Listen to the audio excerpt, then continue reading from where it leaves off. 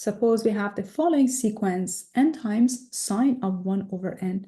We want to know if this sequence is a convergent sequence or it's a divergent sequence. Does it have a limit or not? So we look at the end behavior of this sequence. The limit of an as n goes to infinity is the limit of n times sine of 1 over n as n goes to infinity. If you use direct substitution,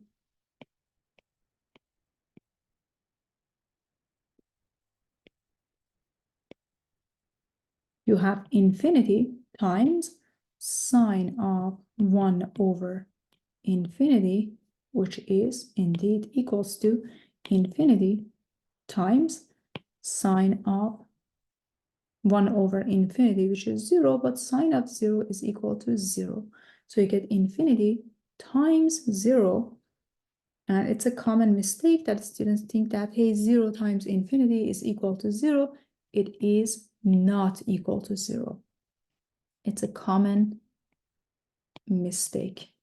So at this point, we have to change this indeterminate form to something that we can deal with. This guy is called infinity times 0 indeterminate form.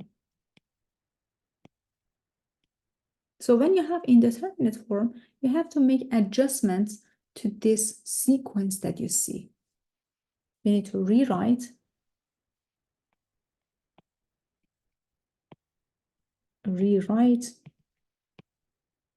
the general term of the sequence. So we get something like 0 over 0 or infinity over infinity, so we can apply L'Hopital's rule.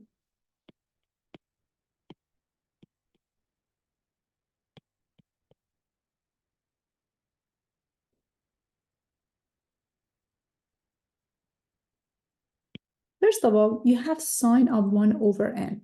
Leave it as it is. This limit of an as n goes to infinity is the limit of n times sine of 1 over n as n goes to infinity. Keep your sign, but rewrite n as 1 divided by 1 over n. So you get limit of sine of 1 over n divided by 1 over n.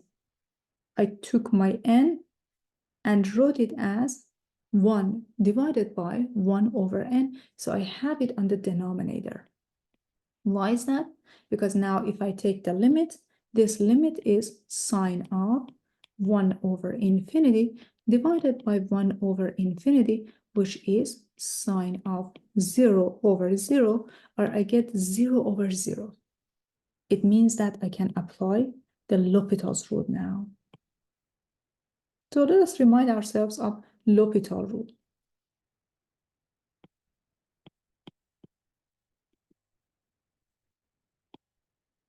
In applying the L'Hopital's rule, we know that if the limit of f of n divided by g of n as n goes to a is equal to 0 over 0, or infinity over infinity, then we can take the derivative of the numerator, take the derivative of denominator. That limit is equal to the new limit of f prime of n divided by g prime of n as n goes to a. So since you have 0 over 0, you can apply L'Hopital's rule. By applying L'Hopital rule, the limit of an as n goes to infinity, which is the limit of sine of 1 over n divided by 1 over n as n goes to infinity, is equal to the limit of the derivative of sine of 1 over n. You have to apply chain rule. You get 1 over n derivative times cosine of 1 over n divided by 1 over n derivative. And then n goes to infinity. Perfect. This guy can be written as the limit of negative 1 over n squared cosine of 1 over n divided by negative 1 over n squared as n goes to infinity. Get rid of the common factor.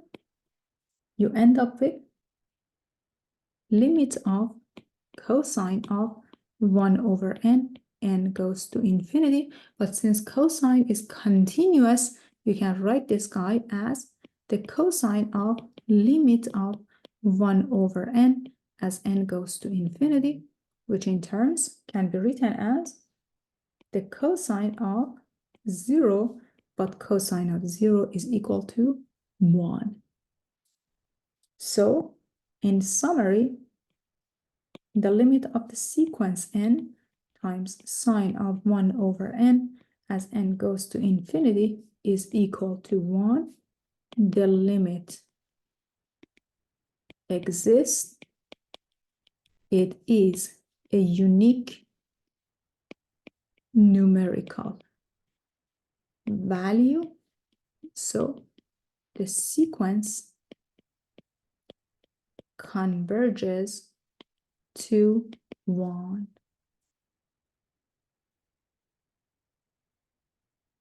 So please make sure to use direct substitution first. When you have direct substitution, you end up with 0 times infinity or infinity times 0, which is indeterminate form. It means that we need to rewrite the general term of the sequence in a form that you get 0 over 0 or infinity over infinity, so you can apply L'Hopital's rule. But n times sine of 1 over n can be written as sine of 1 over n divided by 1 over n as n goes to infinity. And this is indeed equals to 0 over 0. So you can apply the L'Hopital's rule. In applying the L'Hopital's rule for this new or rewritten sequence, you have limit of sine of 1 over n divided by 1 over n. So when you take the derivative of the numerator, it is 1 over n derivative cosine of 1 over n divided by the derivative of 1 over n, which is end up being cosine of 0 or 1.